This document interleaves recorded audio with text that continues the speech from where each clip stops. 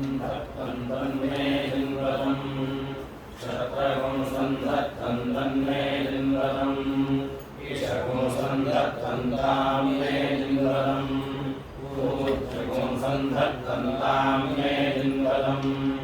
रयिगुं सन्धत्तन्तां मे जिन्वतम् पुष्टिगुं सन्धत्तन्तां मे जिन्वतम् प्रजागुं सन्धत्तन्तां मे जिन्वतम् पशून् सन्धत्तन्तां मे जिन्वतम् स्तुतोऽसि जनताः देवास्त्वा शुक्रवाः प्रणयन्तु सुवीराः प्रजाः प्रजनयन् परीः शुक्रः शुक्रशोदिशा स्तुतोऽसि जनताः देवास्त्वा मन्त्रिपाः प्रणयन्तु प्रजाः प्रजाः प्रजनयन् परीः मन्त्रिशोदिशा सञ्जग्मानौ दिवः पृथिव्यायुः सन्धत्तन्मे जिन्वतम् प्राणगो सन्धत्तन्मे जिन्वतम् अपानगो सन्धत्तन्मे जिन्वतम् ज्ञानगो सन्धत्तन्मे जिन्वतम् चक्षुः सन्धत्तन्मे जिन्वतम् श्रोत्रगो सन्धत्तन्मे जिन्वतम् मनः सन्धत्तन्मे जिन्वतम् वाचगो सन्धत्तन्तां मे जिन्वतम् आयुस्थ आयुर्मे दत्तम् आयुर्यज्ञाय दत्तम् आयुर्यज्ञपदये दत्तम् प्राणस्थः प्राणं मे दत्तम् प्राणैर्यज्ञाय दत्तम् प्राणैर्यज्ञपदये दत्तम् चक्षुर्मे दत्तम् चक्षुर्यज्ञाय दत्तम् चक्षुर्यज्ञपदये दत्तम् श्रोत्रं मे दत्तम् श्रोत्रयज्ञाय दत्तम् श्रोत्रयज्ञपदये दत्तम् औ देवौ शुक्रामन्त्रिणौ कल्पयतं दैवीर्जुषः कल्पयतं मानुषीः ईशमोर्जमस्मासु दत्तम् प्राणान् पशुषु प्रजान्मयि च यजमाने च निरस्तः षण्डः निरस्तो मर्कः अपनुत्वौ षण्डामर्कौ सहामुना शुक्रस्य समिदसि मन्त्रिणः समिदसि सप्रथमः सङ्कृतविश्वकर्मा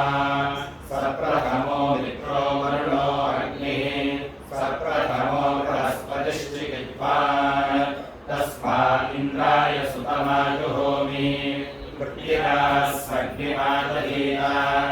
एतद्वा अग्नेर्नक्षत्रम् यत्कृत्तिवाः स्वायामेवैनं देवतायामादाय ब्रह्मवर्चसी भवति मुखं वा एतन्नक्षत्राणां यत्कृत्तिवाः यत्कृत्तिवास्मग्निमा दत्ते मुख्य एव भवति अतो खलु अनिजनक्षत्रमित्यवचायन्ति गृहानुमताहुको भवति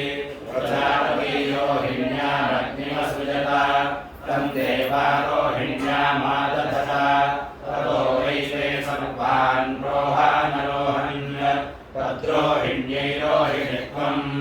यो रोहिण्यामग्निमादत्ते रुद्रोऽद्येव सर्वान् रोहान् रोहति देवा वै भद्राः सन्तोऽग्निमाधित्सन्ता तेषामाहितोऽग्निरासीत् अथैभ्यो वामं वस्वपाक्रामत् ते पुनर्वस्वोरादधत ततो वै तान् वामं वसूपावर्तत यः पुरा भद्रः सन्पापीयान् स्यात् स पुनर्वस्वोरग्निमादधीता पुनरेवैनं वामं वसूपावर्तते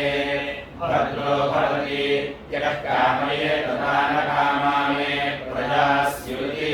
स पूर्वयोः फल्गुन्योरग्निमादधीता अयं नो वा एतन्नक्षत्रम् यत्पूर्वे फल्गुनी अन्यमेति तमाहुर्यो ददाति नानकामा अस्मै प्रजापवन्ति यः कामयेत भगी स्यामिति स उत्तरयोः फल्गुन्यो रग्निमादधीता भगस्य वा एतन्नक्षत्रम् यदुत्तरे फल्गुनी भग्येव भवति कालगञ्जा वै नामासुरा आसन् ते सुभद्राय लोकायाग्निमचिन्वत पुरुषैष्टकामुपादधात् पुरुषैष्टकाम् स इन्द्रो ब्राह्मणो ब्रुवाणैष्टकामुपाधत्ता तेषामे शिखरानामेति ते सुवर्गम् लोकमाप्रारोहन् स इन्द्रैष्टकामादरत् एवाकीर्यन्त अपूर्णापभयो भवन् बाहुदपतताम् कौरिभ्यो श्वानापभवताम् यो भ्रातृव्यवान् स्यात् स चित्रायामग्निमादधीता अवकीर्यैव भ्रातृव्यान् ओजो बलमिन्द्रियम् वीर्यमात्मम् धत्ते वसन्ताः ब्राह्मणोऽग्निमादधीता वसन्तो वै ब्राह्मणस्य स्व एवैनमुताबाधाय ब्रह्मवर्चसी भवति मुखम् वा एतदृतूनाम् यद्वसन्तः यो वसन्ताग्निमाधत्ते मुख्य एव भवति अथो योनिमन्तमेवैनम् प्रजातमाधत्ते ग्रीष्मे राजन्य आदधीता ग्रीष्मो वै राजन्यस्य स्व एवैनमुताबाधाय इन्द्रियाभि भवति शरदि वैश्य आदधीता शरद्वै वैश्यस्य स्व एवैनमुताबाधाय पशुमान् भवति नवोर्वयो फल्गुन्यो रग्निमादधीता एषा वैदघन्या रात्रिः संवत्सरस्य यत्पूर्वे फल्गुनी पुष्पित एव संवत्सरस्याग्निमादाय पापीयान् भवति उत्तरयो रादधीता एषा वै प्रथमा रात्रिः संवत्सरस्य यदुत्तरे फल्गुनी मुखर एव संवत्सरस्याग्निमादाय प्रसीयान् भवति अथो खलु यदैवैनं यज्ञ उपनमेत् तथा दधीता सैवास्यद्भिः उदधति यदेवास्यामेध्यम् तदवहन्ति अपोक्षदिशान्ति सिकता निवपति एतद्वा अग्नेर्वैश्वानरस्य रूपम् रूपेणैव वैश्वानरमवरुन्धे पूषान्निवपति पुष्टिर्वा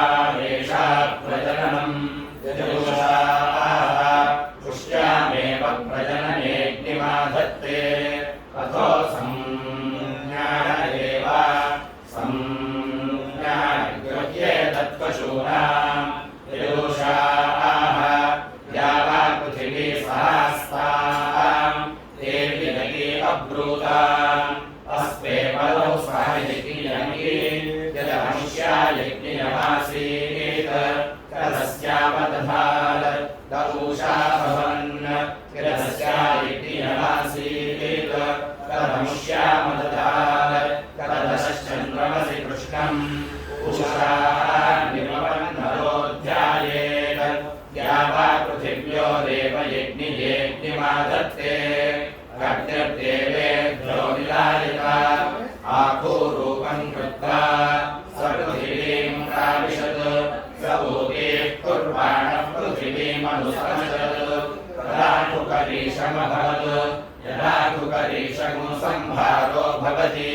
यदेवास्य तत्प्रन्यक्तम् तदेवावरुन्धे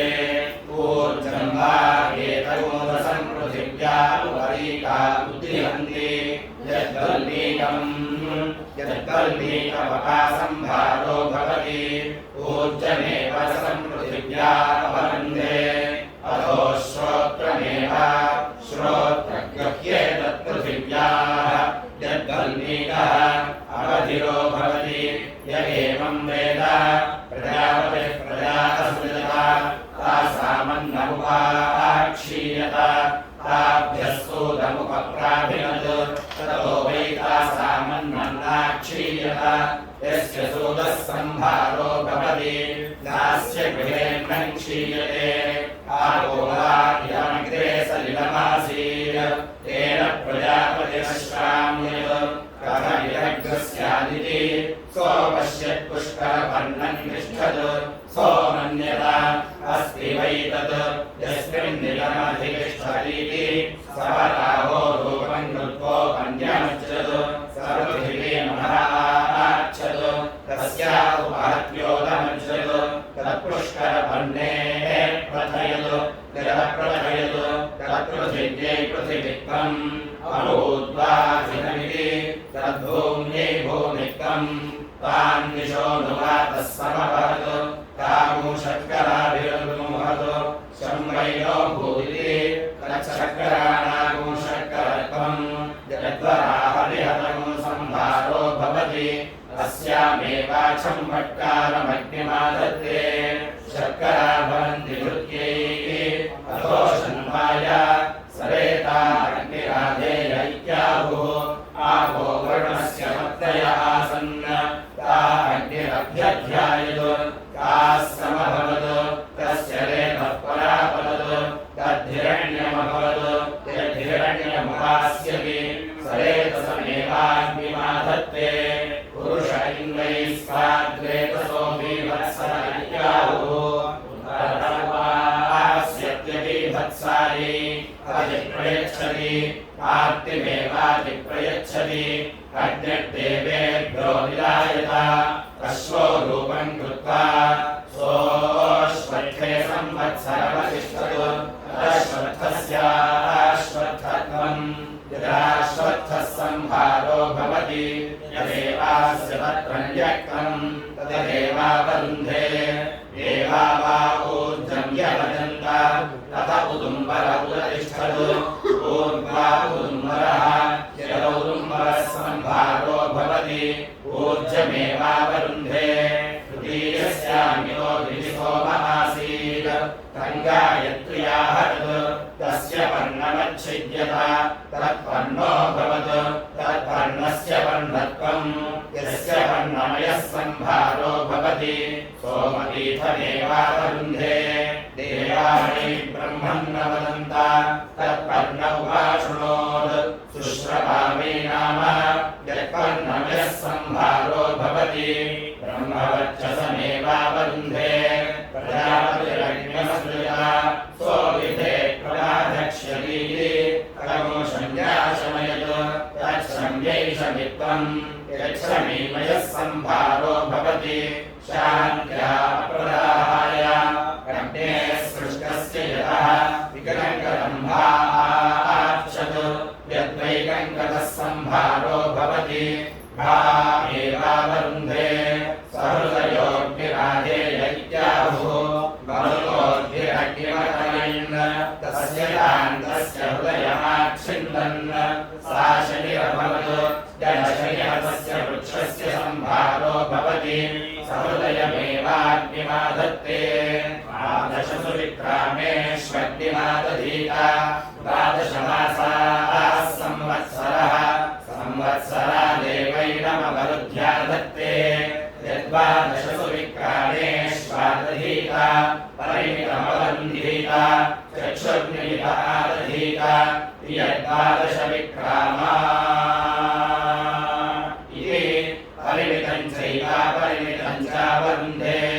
अमृतं वै वाचा वदति अमृतं मनसा ध्यायति चक्षुर्वै सत्यम्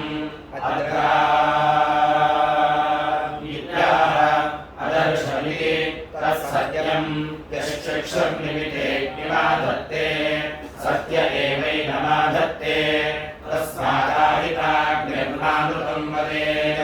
नास्य ब्राह्मणो नाश्वान् गृहे वसेत् सत्येत्यस्याग्निराहितः आग्नेयी वैरात्रिः आग्नेयाः पशवः ऐन्द्रमणः न कङ्कारः मध्यमादधाति पशूनेवावरुन्धे दिवाहमलीयम् इन्द्रियमेवावरुन्धे कर्धोदिते सूर्यमावलीयमादधाति एतस्मिन् अस्मिन् वै लोके प्रजापतिः प्रजा असृजत प्रजा एव तद्यजमानः सृजते अथो भूतं चैव भविष्यच्चावन्धे इडा वै मानवी यज्ञानोकाशिन्यासीत् सा शृणोत् असुरा अग्निमादधनयि तदयच्छत् तथाह बलीयमग्रहादधत अथ गार्हपत्यम् अथान्वाहार्यवचनम् साब्रवीत् प्रतीस्येषागश्रीरकात् भद्रा भूत्वा परा भविष्यन्तीति यस्यैवमग्निराधीयते प्रतीस्यस्य श्रीरेति भद्रो भूत्वा परा भवति सा शृणोत् देहाग्निमादधनयि तदयच्छत् तेन्वाहार्यवचनमग्रहादधत अथ गार्हपत्यम् अथाहवनीयम् साब्रवीत् प्राच्येषागश्रीरकात् भद्रा भूत्वा सुवर्गम् लोकमेष्यन्ति प्रजान्तु न नेष्यन्त इति यस्यैवमग्निराधीयते प्राच्यस्य श्रीरेति भद्रो भूत्वा सुवर्गम् लोकमेति प्रजान्तु न विन्दते साब्रवीतिनामम् तथा अहन्तवाग्निमादास्यामि यथा प्रज्ञया पशुभिर्मिथुनैश्च निश्यसे प्रत्यस्मिन् लोके स्थास्यसि अभिसुवर्गं लोकं जेष्यसीति गार्हपत्यमग्रहादधात् गार्हपत्यं वा अनुप्रजाः पशवः प्रजायन्ते गार्हपत्येनैवास्मै प्रजां पशून् पाजनयत् अथान्वाहार्यवचनम् तेयं लोकः अस्मिन्नेव तेन लोके प्रत्यतिष्ठत् अथाहवनीयम् तेनैव सुवर्गं लोकमध्ययेत् यस्यैवमग्निराधीयते प्रप्रजया पशुभिर्मिथुनैर्जायते प्रत्यस्मिन् लोके तिष्ठति अभिसुवर्गं लोकं जयति यस्याः देवतामग्निराधीयते आदेवताभ्यो दृश्यते भावीयान् भवति यस्य यथा देवतं तदेवताभ्यः दृश्यते स्त्रीयान् भवति मृदोनान् वाङ्गिरसां प्रदपते प्रदेनादधामीति भृग्वं गिरसामादध्यात् आदित्यानां त्वा देवानां प्रदपते प्रदेनादधामीत्यन्यासां ब्राह्मणीनां प्रजानां वरुणस्य त्वा राज्ञो प्रदपते प्रदेनादधामीति राज्ञः इन्द्रस्य त्वेन्द्रियेण प्रदपते प्रदेनादधामीति राजन्यस्य वनोस्त्वाग्रामण्यो प्रदपते प्रदेनादधामीति वैश्यस्य भूमान् वा देवानां प्रदपते प्रदेनादधामीति रथकारस्य देवतामग्निराधीयते न देवताभ्यः दृश्यते स्वशीयान् भवति प्रजापतिर्वाचः सत्यमपश्यत् येनाग्निमाधत्ता तेन वै सहाग्नोत् भूर्भुवस्सु परित्याः तेनद्वै वाचः सत्यम् यदेतेनाग्निमाधत्ते कृध्नोत्येव अथो सत्यप्राशुरेव भवति अथो य एवं विद्वानभिचरति स्मृत एवैनम् भूरित्याः प्रजा एव तद्यजमानः सृजते भुवैत्याः अस्मिन्नेव लोके प्रतिष्ठति सुवैत्याः सुवर्ग एव लोके प्रतिष्ठति त्रिरश्वैर्गार्हपत्यमादधाति त्रय इमे लोकाः येष्वेवैनं लोकेषु प्रतिष्ठितमाधत्ते सर्वैः पञ्चभिराहपनीयम् स्वर्गाय वा एष लोकायाधीयते यदा वनीयः स्वर्ग एवास्मै लोके वाचः सत्यमो सर्वमाप्नोति त्रिभिर्गार्हपत्यमादधाति पञ्चभिराहपनीयम् अष्टौ सम्पद्यन्ते अष्टाक्षरा गायत्री गायत्रोऽग्निः यावानेवाग्निः तमाधत्ते प्रजापतिः प्रजा असृजत तातस्मा ताभ्योज्योतिरुदगृह्णात् तञ्ज्योतिः पश्यन्ते प्रजा अधिसमावर्तन्त उपरीवाक्यमुद्गृह्णीयादुद्धरन् ज्योतिरेव पश्यन्ते प्रजा इदमानमभिसमावर्तन्ते प्रजापते रक्ष्यश्वयतु तत्रापदतु तदश्वो भवतु तदश्वस्याश्वत्वम् एष वै प्रजापतिः यदग्निः प्राजापत्योऽश्वः यदश्वम् पुरस्तान्नयति स्वमेव चक्षुः पश्यन् प्रजापतिरनूदेति वज्रीवा एषः यदश्वम् पुरस्तान्नयति जातानेव भ्रातृव्यान् प्रणुदते पुनरावर्तयति जनिष्यमानानेव प्रतिनुदते यामनीयोगार्हवत्यमकामयत विहार्हवत्य आहवरीयम् तौ विभाजन्नाशक्नोत् सोऽश्वः पूर्ववान् भूत्वा प्राञ्चम् पूर्वमुदभत् तत्पूर्ववाः पूर्ववाट्त्वम् यदश्वम् पुरस्तान्नयति विभक्तिरेवैन योऽस्सा ततो नानावीर्या देवैनौ कुरुते तयोपर्युपरिशिरो हरेत् प्राणान् विच्छिन्द्यात् अधोऽधशिरो हरति प्राणानाम् गोपीठाय यत्यग्रे हरति अथे यद्यथेयति प्रयतिने लोकाः येष्वेवैनं लोकेषु प्रतिष्ठितमाधत्ते प्रजापतिरग्निमसृजता को विधेत् प्रदारक्ष्यतीति तस्य त्रेधामहिमानं योहरतु शान्त्या अप्रदाहाय यत्रेधाग्निराधीयते महिमानमेवास्य तद्व्यूहति शान्त्या अप्रदाहाय पुनरावर्तयति महिमानमेवास्य सन्दधाति पशुर्वा एषः यदश्वः एष रुद्रः यदग्निः यदश्वस्य पदेऽग्निमादध्यात् रुद्राय पशूनपि दध्यात् पशुर्यजमानः स्यात् यन्नाक्रमयेत् अनवरुद्धा अस्य पशवः स्युः आश्वत आक्रमयेत् यथा हि तस्याग्नेरङ्गानाभ्यपवत्रेरन् अवरुद्धा अस्य पशवो भवन्ति न रुद्रायापि दधाति त्रीणि हवीपुंषि निर्भवति विराज एव विक्रान्तैर्यमानोऽनुविक्रमते अग्नये पवमानाय अग्नये पावकाय अग्नये शुचये यदग्नये पवमानाय निर्भवति पुराद्येवैनम् यदग्नये पावकाय ऊदयेवास्मिन्नन्नाद्यम् ददाति यदग्नये शुचये ब्रह्मवर्चसमेवास्मिन्नुपरिष्टात् ददाति देवासुराः संयत्ताः आसन् ते देवाभिजयमुपयन्तः अग्नौ वाममसुनयतः इदमुनो भविष्यति त्रिनो देष्यन्तीति तदग्निर्नोत्साहमशक्नोत् तत्रेधा विन्यदधात् पशुषु तृतीयम् अपसु तृतीयम् आदिर्ये तृतीयम् तद्देवाभिजित्य पुनरवारुत्सन्त तेऽग्नये पवमानाय पुरोडाशमष्टाकपालम् निरवमन् पशवो वा अग्निः पवमानः यदेव पशुष्वासीत् तत्तेनावारुन्धत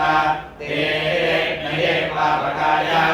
आपो वा अग्निः पावकः यदेवाप्स्वासीत् तत्तेनावारुन्धत तेऽग्नये शुचये असौ वा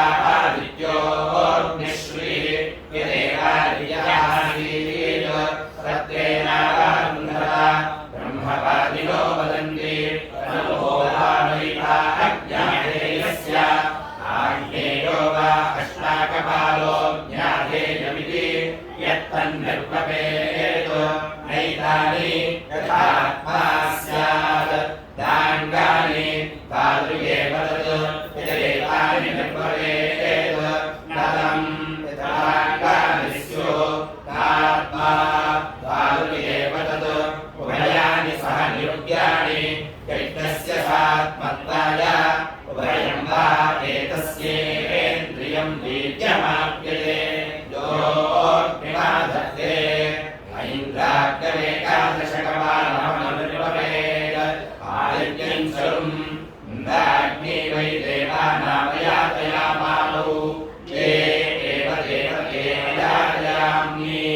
ताभ्यामेवास्वा इन्द्रियं वीर्यमवरुन्धे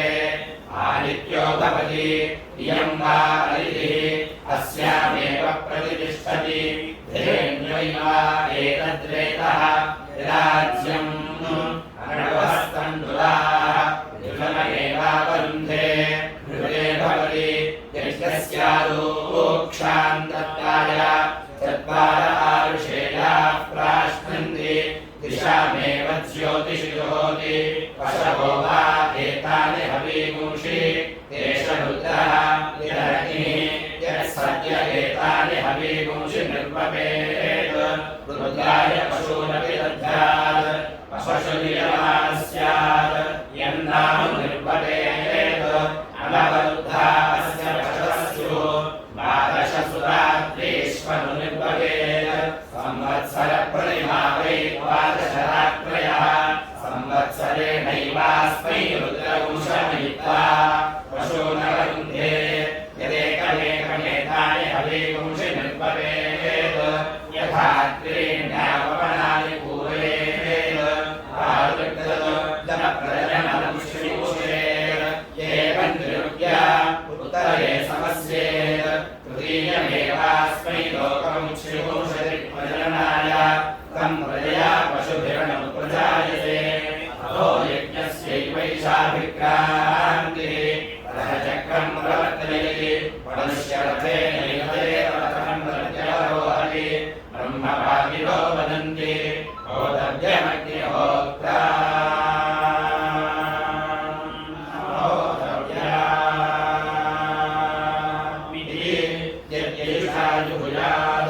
यथा पूर्वमाहुति जुहुयात् हिरण्यजुहुयात् अग्निः परा भवेत् तूष्णीमेव होतव्यम् यथा पूर्वमाहुति जुहोति नाग्निः परा भवति अग्निः ददाति अग्निमुखानेव तून् प्रीणाति उपवर्हणं ददाति रूपाणामवरुध्ये अश्वं ब्रह्मणे इन्द्रियमेवावरुन्धे धेनुहोत्रे आशिष एवावरुन्धे अनड्वाहमध्वर्यवे वह्निर्वाहनड्वान् वह्निरध्वर्युः वह्निदैव वह्नियज्ञस्यावरुन्धे विधुरौ गावो ददाति विधुरस्यावरुध्ये वासो ददाति सर्वदेवत्यं वै वासः सर्वा एव देवताः प्रीणाति आत्मादशभ्यो ददाति द्वादशमासाः संवत्सरः संवत्सर एव प्रतिष्ठते काममूर्ध्वं देयम् अपरिमितस्यावरुध्ये कर्मशिरस्तदयमग्निः सम्प्रियः पशुभिर्भुवद् छद्दिस्तोकाय तनयाय यच्छा दातः प्राणस्तदयमग्निः सम्प्रियः पशुभिर्भुवद् सदितं तोकाय तनयाय पितुम्बचा प्राचीमनुप्रतिशम्प्रे विद्वान् अग्नेरग्ने पुरोरग्निर्भवेह विश्वा आशादीत्यानो विभाहि ऊर्जन्मोदे द्विपदे चतुष्पदे अर्कश्चक्षुस्तदसौ सूर्यस्तदयमग्निः सम्प्रियः पशुभिर्भुवद् यत्ते शुक्रं वर्चः शुक्रातनोः शुक्रं ज्योतिरजस्रं तेन हेतीतिहेन पादधे अग्निनाग्ने ब्रह्मणा आनशे व्यानशे सप्तमादिव्यानशे एते अग्ने शिवे तनुवौ विराट्च स्वराट्च देवाभिशतान् देवाजिन्वताम् एते अग्ने शिवे तनुवौ सम्राट्च विभूश्च देवाभिशतान् देवाजिन्वताम् एते अग्ने शिवे तनुवौ विभूश्च परिभूश्च देवाभिशतान् देवाजिन्वताम् एते अग्ने शिवे तनुवौ प्रभ्वी च प्रभूतिश्च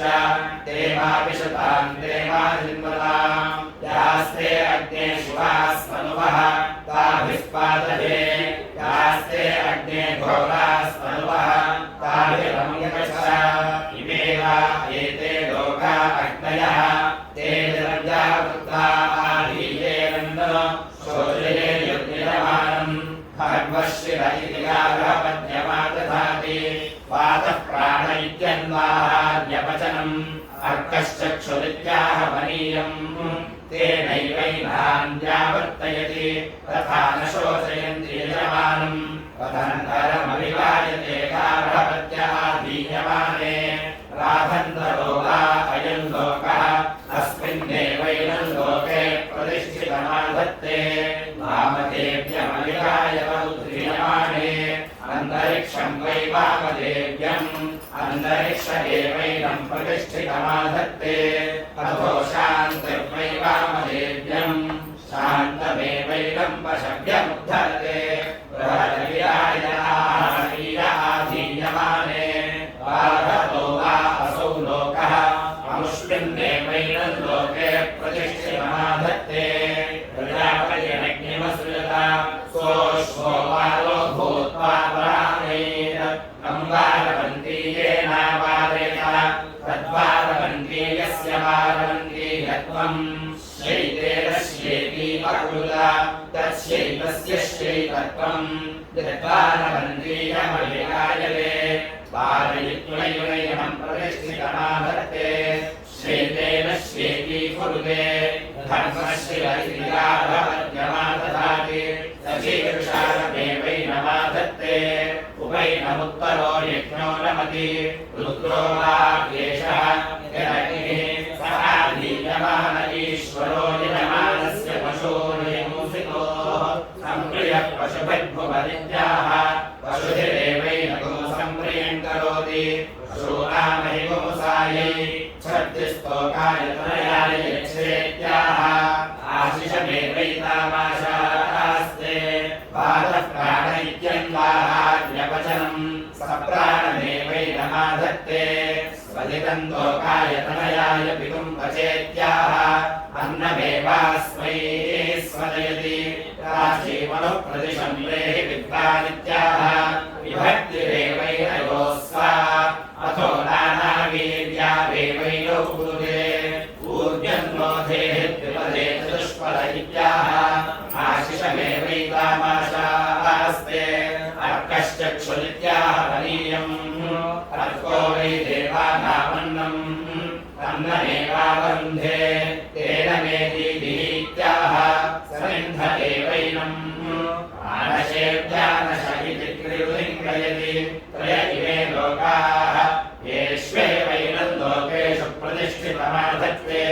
तत्तथा न कार्यम् वीङ्गितमप्रतिष्ठितमादधीत उद्धृत्यैवाधायाभिमन्त्र्यः अवीङ्गितमेवैनम् प्रतिष्ठितमाधत्ते विराक्षस्वराक्षयास्ते अग्ने शिवास्पनुहस्ताभिस्वादधैत्याः एता वा अग्ने शिवास्पनुवः ताभिरेवैनको समर्थयति यास्ते अग्ने घोरास्पनुहस्ताभिरमुम् गच्छेति ब्रूयाद्यम् विश्यात् ताभिरेवैनम् पराभावयति शमीगर्भारग्निम् मन्थति एषा वा अग्नेर्यज्ञया तनोः तामेवास्मै जनयति अभिः पुत्रकामा साध्येभ्यो देवेभ्यो ब्रह्मौदनमददु तस्या उच्छेषणमददु तत्प्राश्नात् सारेतो दत्ता तस्यै धाता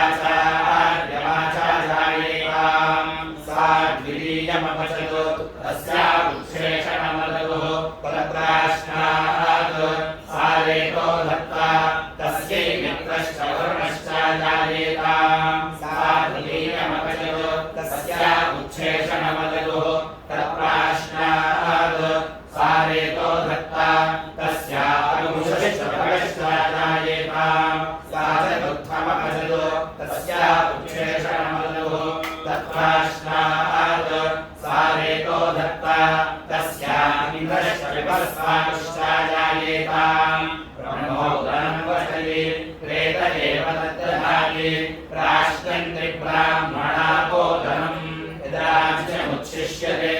तेन समिधोऽभ्यज्या दधाति उच्छेषणाद्वादिरेतो दत्ता उच्छेषणादेव तद्रेतो दत्ते अस्ति वा एतद् यत्सहितः एतद्रेतः यदाज्यम् राज्येन समिधोऽभ्यज्या दधाति अस्येव तद्रेतसि दधाति तिस्रा दधाति मिथुनत्वाय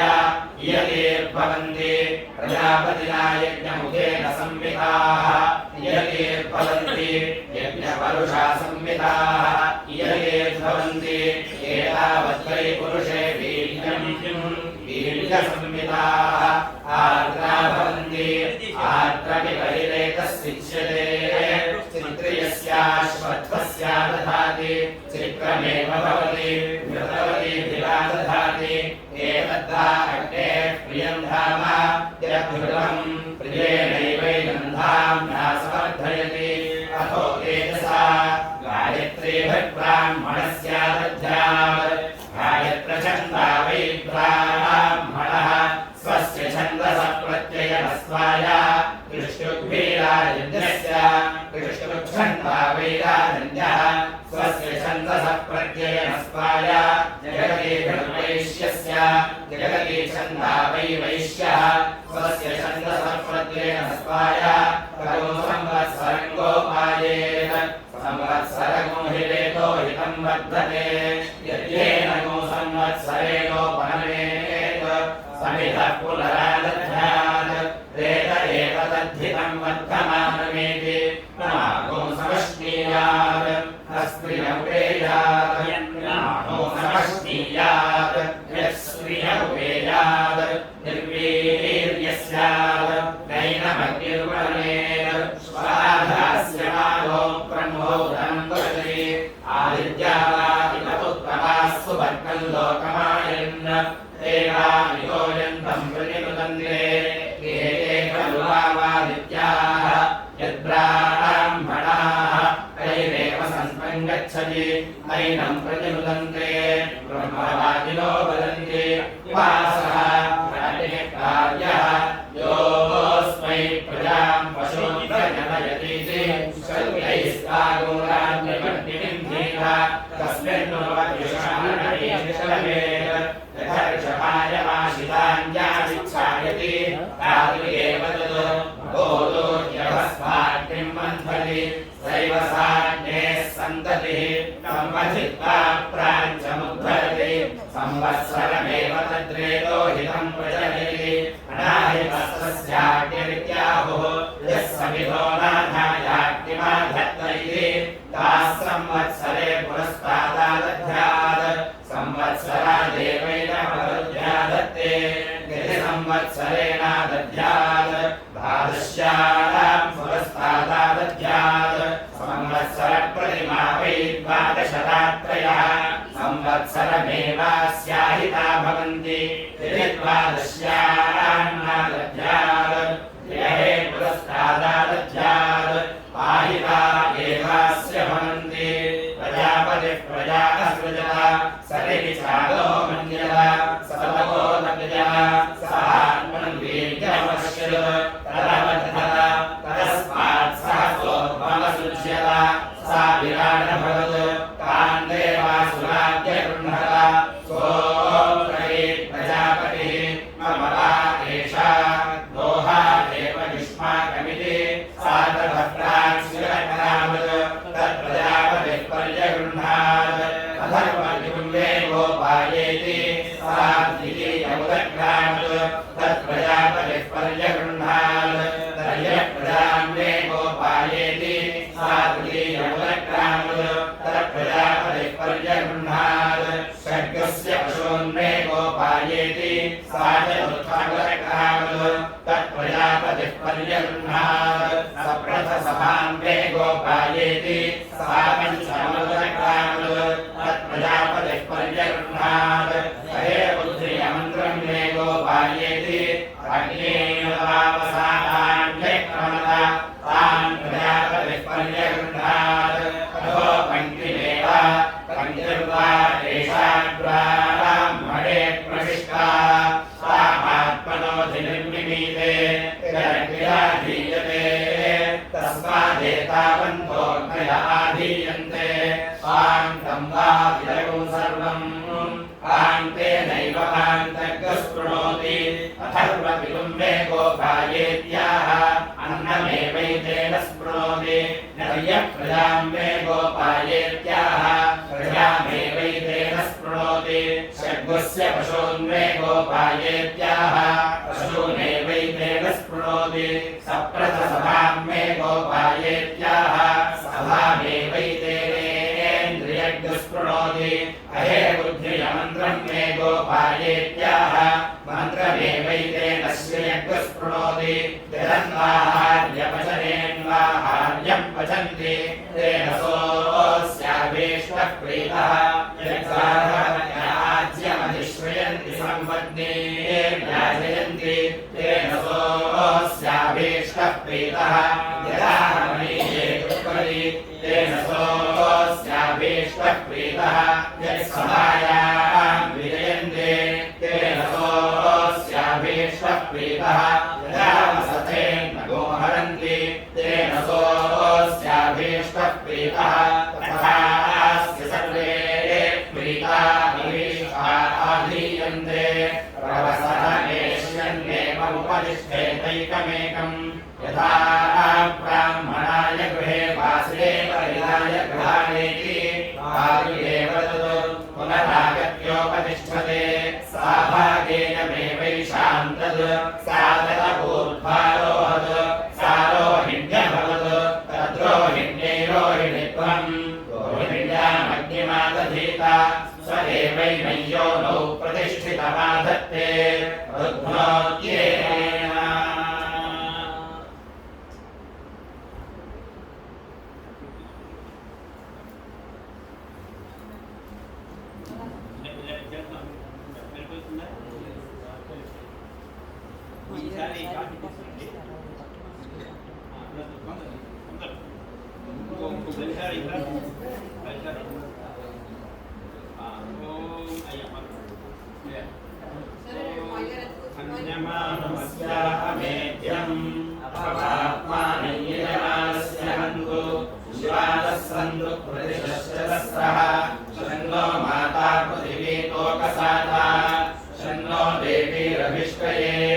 आपो भवन्तु वीतये शय्योरभिस्रवन्तुनः ऐश्वानरस्य रूपम् पृथिव्यां परिस्रसा स्यो नमाविशन्तुनः यदिदं दिवो यदनः पृथिव्याः सञ्जज्ञाने रोदसी सम्बभूवतुः पूषान् कृष्णवतु कृष्णमूषाः योगयोर्यज्ञयमागमिष्ठाः पूर्वेन् कुर्वाणो यत्पृथिवीमचलः भाकारमाकुरूपं प्रतीत्य तत्तेऽन्यक्तमिह संवरन्तः शतञ्जीवेम शरदस्वरीराः ऊर्जं पृथिव्या न समाभरन्तः शतञ्जीवेम शरदः पुरुषीः वम्रे दृढवित्रं गुहासु श्रोत्रं ऊर्जमधिरा भवामः तदा प्रतिदुष्टानां प्रजानां शुशो भाग्येषु वितन्नो अस्तु उपप्रभिन्नविषमोर्जं प्रजाभ्यः स्थूलं गृहे द्रोरसमाभरामि यस्य रूपं बिभ्रति मामविन्दत् उभाप्रविष्टागोसरिरस्य मध्ये तस्येदं विहतमाभरन्तः अहं पट्कारमस्यां विधेम यत्पर्यपश्यत्सरिरस्य मध्ये पूर्वेमपश्यज्जगतः प्रतिष्ठां तत्पुष्करस्यायतनाद्धिघातम् वर्णं पृथिव्याः प्रथनमोहरामि गाभिर्मोहज्जगतः प्रतिष्ठां पूर्वेमिमां विश्वजनस्य भर्त्रीं तानः शिवाः शर्कराः सन्तु सर्वाः अग्नेवेदश्चन्द्रमो हिरण्यम् अधःसम्भूतमृतं प्रजासु तत्सम्भरन्नुत्तरतो निधाय अधिप्रयच्छन् दुरिनिन्दरेयम् अश्वो रूपं रुद्राय दशरथे तिष्ठः संवत्सरं देवेभ्यो निधाय तत्तेऽन्यक्तमिह सम्भरन्तः शतञ्जीवेम शरदः सवीराः ऊर्जः पृथिव्या अद्युत्थितोऽसि वनस्पते शतवजुषो विरोह त्वया वयमिषमूर्जं वदन्तः राजस्पोषेण समिषामदेम गायत्र्या क्रियमाणस्य यत्ते कर्णमपदत्तृतीयस्य विबोधे सोऽयं वर्णः सोमवर्णाद्धिजातः ततो हरामि सोमपीठस्यावरुध्ये देवानां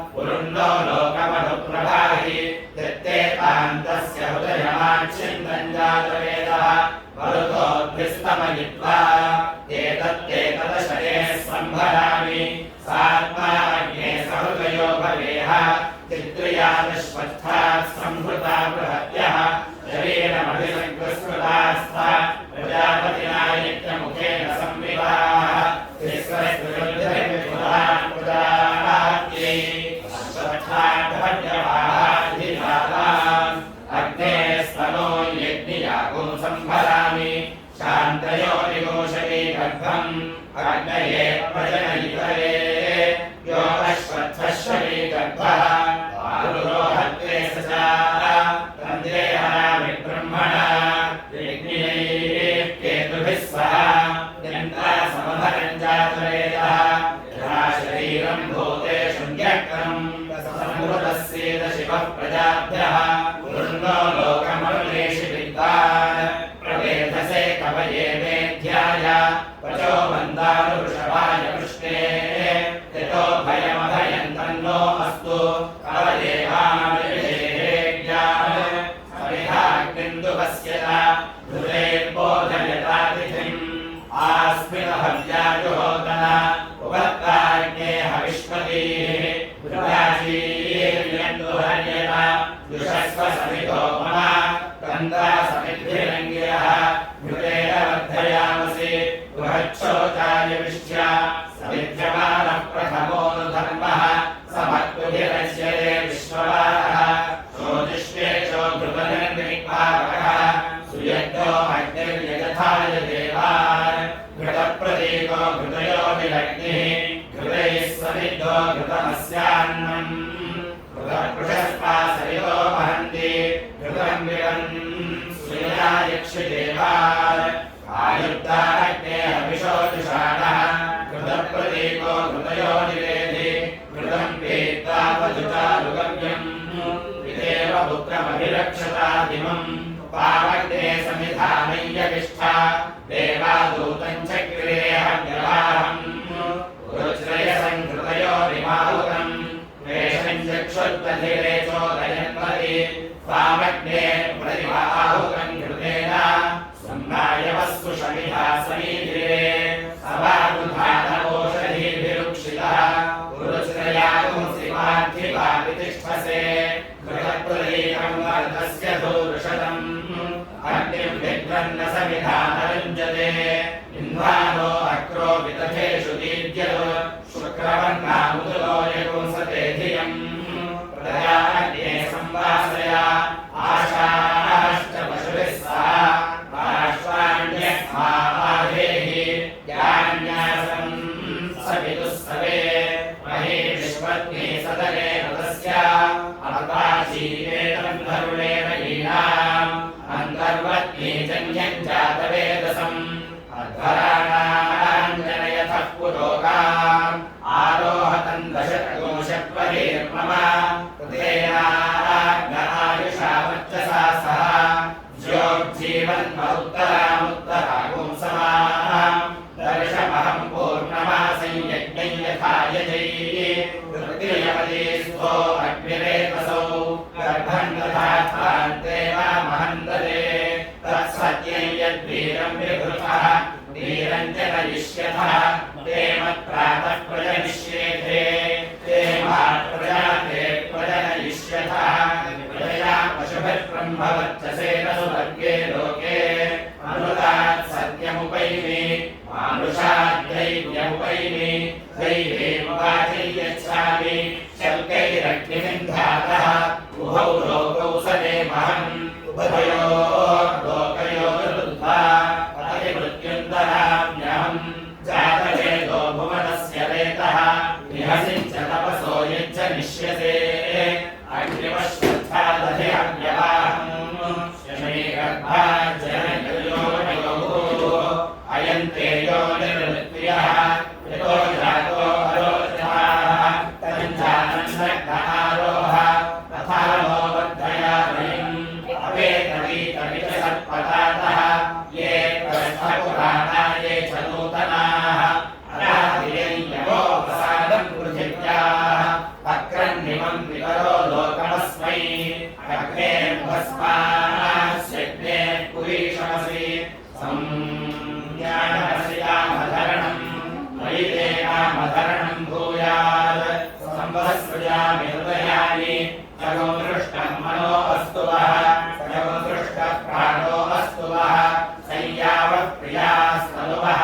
सम्प्रिया हृदयानि वः आत्मा वो अस्तु सम्प्रियः सम्प्रियास्तनुवो मम कल्पेतान्यावा पृथिवी कल्पन्तामापकोषधीः कल्पन्तामग्नयः पृथक् मम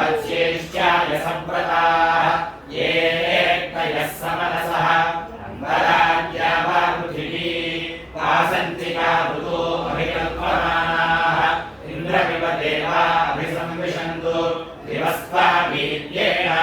पृथिव्यै महिम्ना अन्तरिक्षस्य कोशेन सर्वपशुनादये अचीचरन् नरुणं मत्यासः अस्येवानन्तरणि वीरुजम्भम् रजस्वसारो अग्रुवस्समीचीः उमाको सञ्जातमधिसपूरभन्ता प्रजापते स्वा प्राणेनाभिप्राणिः ऊष्मः पोषेण मह्यम् दीर्घायुक्ताय शतशावताय शरगो शरद्य आयुषे वर्चसे जीवात्मै पुण्याय अहं त्वदस्मि वदसि त्वमेतत् ममासि योनिस्त्वमयोनिरस्मि ममैव संवहाव्यान्यग्ने पुत्रः पित्रे लोककृज्जातवेदः प्राणेन्द्रामृतमादधामि अन्नादमन्नाद्याय गोप्तारङ्गुक्त्यै सुरागपत्यो विदहन्नरादीः उषश्रेयसी श्रेयसी यत्तदद् अग्ने समर्नागो अपवाधमानः राजस्पोषमिषमोर्जमस्मासु देहि इमा उमामुपतिष्ठन् दुरायः काभिः प्रजाभिरसंवसेयः यो विरातिष्ठतु विश्वरूपी मध्ये वसोऽद्यैः जातवेदः कोदशे वरायत्कोऽध्यक्षे वृषणे शुष्कायायुषे वर्चसे सवद्मतोरसि वृद्मधूः यस्ते देवेषु महिमासु भग्नः यस्त आत्मा पशुषु प्रविष्टः पुष्टिर्याते मनुष्येषु पप्लते प्रयानो अग्ने विषमाननेः दिवः पृथिव्याः पर्यन्तरिक्षात् आदारात् पशुभ्यो अध्योषधीभ्यः यत्र यत्र जातवेदः सम्बभूथ ततो नो अग्ने विषमाननेः प्राचीमनुः प्रतिशम्रेः विद्वान् अग्नेरग्ने पुरोऽग्निर्भवेह विश्वाशादीत्यानो विभाहि ऊर्जन्नो धेः चतुष्पदे अन्नग्निवृषसामग्रमख्यत् अन्नानि प्रथमो जातवेदाः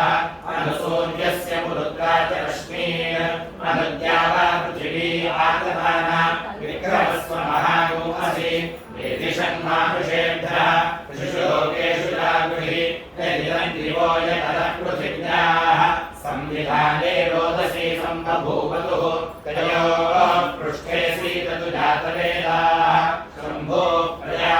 प्रजाभ्यस्मरुदेस्यो नः प्राणन् प्रामृत आदधामि अन्नादमन्नाद्याय गोप्तारङ्गुक्त्यै यत्ते शुक्रं वच्चः शुक्रातनोः शुक्रं ज्योतिरजस्रं तेन मे नीतिः तेन त्वादधे अग्निर्ब्रह्मणा आदशेऽद्यादशे सर्वमायुर्द्यादशे नव्यप्रजां मे गोपाय अमृतत्वाय जीवसे जातान्यनिश्यमाणाञ्च अमृते सत्ये प्रतिष्ठिताम् अधर्वपितुं मे गोपाय रसमन्नमिहायुषे अदध्यायोषीततनो अविषन्नः पितुं कृणु षड्वस्य पशोन्मे गोपाय विवादो ये चतुष्पदः अष्टाशभाश्चय विभाग्ये एकैकशभाशुगाः सप्रथसभां मे गोपाय ये च सभ्याः सभासदः तानि क्रियावतः कुरु सर्वमायुर्वासताम् हे बुद्धियमन्त्रं मे गोपाय यमृषयस्त्रैविदाविदुः रजस्सामादिजयोगुंषि साहि श्रीरमृता सताम् चतुष्शिखण्डायुमतिः सुपेशाः कृतप्रदीका भुवनस्य मध्ये अभृज्यमाना महते सौभगाय मह्यं धुक्ष्वैरमानाय कामान् इहैव सन्ततसतो अग्नयः प्राणेन वाचा मनसा बिभर्मि यो मा सन्तमायं मा प्रासीद ज्योतिषा भो वैश्वानरेणोपतिष्ठे पञ्चधाग्निं व्यक्रामतु विराट् सृष्टा प्रजापतेः ऊर्ध्वारोहद्रोहिणी प्रतिष्ठिः न वैतान्यहानि भवन्ति न वै सुवर्गा लोकाः विरेतान्यहान्युपयन्ति भवस्यैव तत्सु वर्गेषु लोकेषु सत्रिणः प्रतिष्ठन्तो यन्ति अग्निष्टोमाः परस्सामानः कार्यानित्याहुः अग्निष्टोमसंवितस्सु वर्गो लोक इति द्वादशाग्निः अग्निष्टोमस्य स्तोत्राणि द्वादशमासाः संवत्सरः तद्वन्न सूक्ष्यम् उक्त्या एव सप्तदशा परः सामानः कार्याः वशवो वा उक्तानि शूलामवरुध्यै विश्वजपतितः अग्निष्टोमो उक्त्या सप्तदशा परः सामानः ते सद्गुस्तुता विराजमभिसम्पद्यन्ते ते सच्चापदिश्येते एकया गौरतिरिक्तः एकया युगुणः स्वर्गो वै लोको ज्योतिः ऊर्विराट् स्वर्गमेव तेन लोकमभिजयन्ति यत्परगोराखन्तरम् तत्प्रथमेहं कार्यम् बृहद्वितीये वैरूपं तृतीये वैहारिं चतुर्थे शाकवरं पञ्चमे वैवतगो षष्ठे तदुपृष्ठे भोदयन्ति सन्तनय एते ग्रहा गृह्यन्ते तद्विग्राह्याः परः सामसु इमानेवैतैर्लोकान् सन्तन्वन्ति मिथुनान् एते ग्रहा गृह्यन्ते तद्विग्राह्याः परः सामसु मिथुनमेव यजमानावबन्धते बृहत्पृष्ठं भवति बृहद्वै सुवर्गो लोकः बृहदैव सुवर्गं लोकयन्ति त्रयस्त्रिमोषिणामसाः वाद्यन्ति पवमाने भवति त्रयस्त्रिमोषद्वै देवताः देवता एवावन्धते ये वा इतः पराञ्चको संवत्सरमुपयन्ति नैवन्ते स्वस्ति समश्नुमते अथ ये मुखोर्वाञ्चमुपयन्ति ते हैनग् स्वस्ति समश्नुमते एतद्वा अमुखोर्वाञ्चमुपयन्ति यदेवं यो खलु वाव प्रजापतिः स उपेन्द्रः तदु देवेभ्यो नयन्ति सन्ततर्वा एते ग्रहाः यत्परः सामानः शुभान्तिवाकीर्त्यम् यथा शालायै पक्षसि एवं संवत्सरस्य पक्षसि एतेन कृत्येरन्दो विशूचे संवत्सरस्य पक्षसि व्यवस्वपुंसे याताम् आद्यमाच्छेयुः यदेते गृह्यन्ते यथा शालायै पक्षसि मध्यमं वपुंसमपि समागच्छति एवं संवत्सरस्य पक्षसीति वा कीर्त्यमभिसन्तन्वन्ति नाद्यमाच्छन्ति एकविभूषणः भवति शुक्राग्राग्रहा गृह्यन्ते प्रतियुक्तगिरीशयत्ताय सौर्य एतदः पशुरारभ्यते सौर्योदिग्राह्यो गृह्यते आरेव रूपेण समर्थयन्ति अधो अह्न एवैष बलिर्क्रियते सप्तैतदः दिग्राह्यः गृह्यन्ते सप्तवैशीर्षण्याः प्राणाः असावादित्यशिरः प्रधानाः शीर्षण्येव प्रधानाः प्राणान् ददाति तस्मात् सप्तशीर्षन् प्राणाः इन्द्रो वृत्रको महत्वा असुरान् पराभाव्य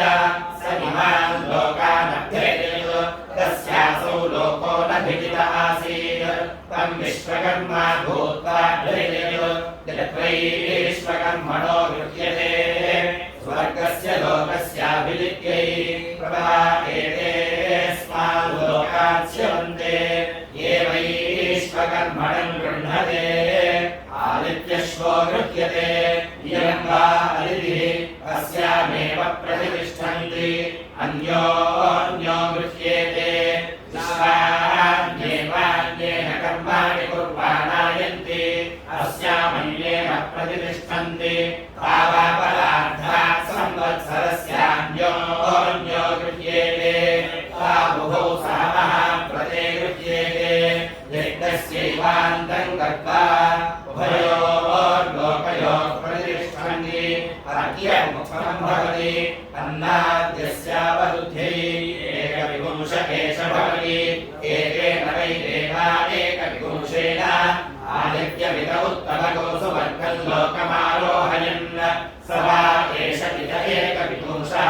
तस्य दशावस्ताधानि दशपदस्तात् स वा एष विराज्युभयतः प्रतिष्ठितः विराजी वा एष उभयतः प्रतिष्ठितः तस्मादन्धरेवो लोकौ यन् सर्वेषु सुवर्गेषु लोकेष्वधिपवन्देति देवा वा आदित्यस्य सुवर्गस्य लोकस्य पराचोदिपादादविभयो कञ्छन्दोभिरतिमोहं धृत्यैः देवा वा आदित्यस्य सुवर्गस्य लोकस्य पराचोपपादादविभयो तं पञ्चभिरश्मिभिरुदवयन् तस्मादेकविपुंषे हन्पञ्चदिवाकीर्त्यानि क्रियन्ते रश्मयो वै दिवाकीर्त्यानि एकायत्रेषूत्तरयोः पवमानयोः महादिवाकीर्त्योः दुष्पृष्टम् विकर्णं ब्रह्मसामम् भासोऽग्निष्टोमः अथैतानि पराणि परैर्वै देवादित्ययो सुवर्गं लोकमपारयन् जलपारयन् तत्पराणां परत्वं पारयन्त्येनं पराणि य एवं वेद अथैतानि स्मराणि स्वरैर्वै देवादित्ययो सुवर्गं लोकमस्पारयन् जलस्पारयन् तत्स्वराणाविस्परत्वं स्पारयन्त्येनग्स्पराणि य एवं वेद प्रतिष्ठां वा एते गच्छन्ति येषागो संवत्सरेणाप्येथ एकादशिं व्याप्यते वैष्णवं वा मदमालभन्ते किरिणो वै विष्णुः यज्ञमेवालभन्ते प्रतिष्ठित्यै नैवाग्नमालभन्ते इन्द्राग्नी वै देवानामयातयामानौ ये एव देवते अयातयाम्नि ते एवालभन्ते वैश्वदेवमालभन्ते देवता एवावरुन्धते या वा पृथिव्यां धेनुमालभन्ते या वा पृथिव्यो देव प्रतिष्ठन्ति वायव्यं वत्समालभन्ते वायुरेवैभ्यो यथा यथा देवता अवरुन्धे आदित्यामहिं वशामालभन्ते इयं वा अदितिः तस्यामेव प्रतिष्ठन्ति मैत्रावरुणेमालभन्ते मित्रेणैव यज्ञस्य स्पृष्टदोषपयन्ति वरुणेन दुरिष्टम् प्रायापत्यन्तो परं महाव्रत आलभन्ते प्रायापत्यो निद्राख्यो गृह्यते अहरेव रूपेण समर्थयन्ति अधो अह्न एवैष बलिर्ह्रियते आग्नेयमालभन्ते प्रतिप्रज्ञात्यै अजगे त्वालवासैवरुन्धते यदेते गव्याः पशव आलभ्यन्ते उभयेषां पशूनामवरुध्यै यदतिरिक्तामेकादशिनी मानवेन अप्रियं भ्रातृव्यमध्यति विस्येत यद्वौ द्वौ पशो समस्येयुः कनीय आयुः कुर्वीरन् यदेते ब्राह्मणवन्तः पशव आलभ्यन्ते नाप्रियं भ्रातृव्यमध्यति विस्यते कनीय आयुः कुर्वते प्रजापतिः प्रजाः सृष्ट्वा वृद्धोऽंशयतु तन्देवा भूतानागो न सन्तेजः संहृत्य तेनैनमभिषज्यन् महानवभक्तिः तन्महाव्रतस्य महाव्रतत्वं महाव्रतमिति तन्महाव्रतस्य महाव्रतत्वं महाव्रतमिति तन्महाव्रतस्य महाव्रतत्वं पञ्चविंशस्तोमो भवति चतुर्विंशत्यर्धमासः संवत्सरः यद्वा एतस्मिन् संवत्सरे धिप्राजायत तदन्नं पञ्चविंशमभवत् मध्यतः क्रियते मध्यतोऽन्नमशितं धिरोति अधो मध्यत एव प्रजानां मूर्धीयते अधयन्वादिनमन्तरः क्रियते तस्मादुदन्ते प्रजाः समेधन्ते अन्तरः क्रियते प्रजननायैव निरुच्छिरो भवति त्रेधा विहितगुहिषरः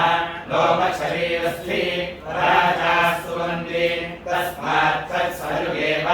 न मेध्यतो न मेध्यति न दृश्यतो न दृश्यति पञ्चदशोऽन्यः पक्षो भवति सप्तदशोऽन्यः तस्मात् वयागस्यन्यतरमर्धमभिपर्यावर्तन्ते अन्यतरो हि तद्गरीयः क्रियते पञ्चविंश आत्मा भवति तस्मान्मध्यतः पशवो वरिष्ठाः एकविंशं पुच्छं विपदासु स्तुवन्ति प्रतिष्ठित्यै सर्वेण सह स्तुवन्ति सर्वेण ह्यात्मात्मन्ति सहोत्पतन्ति एकैकामुच्छिपुंसन्ति आत्मन्नश्यमुखानि बद्धानि तवा एतेन सर्वः पुरुषः यदि रहितो लोमानि ततो नखान् परिमादः क्रियन्ते तान्येव तेन प्रत्युप्यन्ते औदुम्बरस्तल्पो भवति ऊर्ध्वा अन्नमुदुम्बरः ऊर्ध्वहेवान्नाद्यस्यावरुध्ये यस्य तल्पसद्यमनभिजितर्गः स्यात् स देवानागुंसां यक्षे तल्पसद्यमभिजयानीति तल्पमारुह्योद्गायेत् तल्पसद्यमेवाभिजयति यस्य तल्पसद्यमभिजितर्गः स्यात् स देवानागुंसां यक्षे तल्पसद्यं मा पराजेषीति तल्पमारुह्योद्गायेत् तल्पसद्यं पराजयते विवेक्षेषकोसति महो वै प्रेण्ठः मास एवान्नाद्यस्यावरुध्ये देवासुराः संयत्ता आसन् आदित्ये व्यायच्छन्तः अनुदेवाः समजयन् ब्राह्मणश्च शूद्रश्च कर्मकर्ते व्यायच्छेते दैव्यो वै वर्णो ब्राह्मणः असुर्यः शूद्रः इमेरासुरिवेषु भूतमक्रन्नित्यन्यतरो ब्रूयात् इमौद्वासीकारिण इमे तद्भूतमक्रन्नित्यन्यतरः यदेवैषागो सुकृतैयाराधिः तदन्यतरोऽभिश्रीणाति यदेवैषां दुष्कृतैयाराधिः तदन्यतरो वहन्ति ब्राह्मणः सञ्जयति अमुमेवादित्यं भ्रातृव्यस्य संविन्दन्ते